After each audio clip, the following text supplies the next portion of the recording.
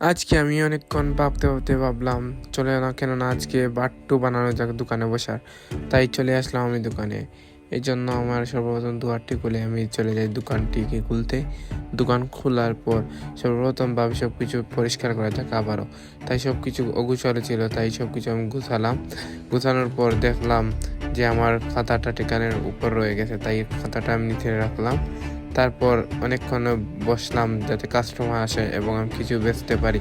তাই অনেকক্ষণ বসার পর অনেক টাকা বলি, গতকালকের টাকা আমি সব এইগুলো ক্যাশের সামনে নিয়ে রেখে দিই। এই জন্য আমি গুনতে লাগলাম কত টাকা গতকালকে।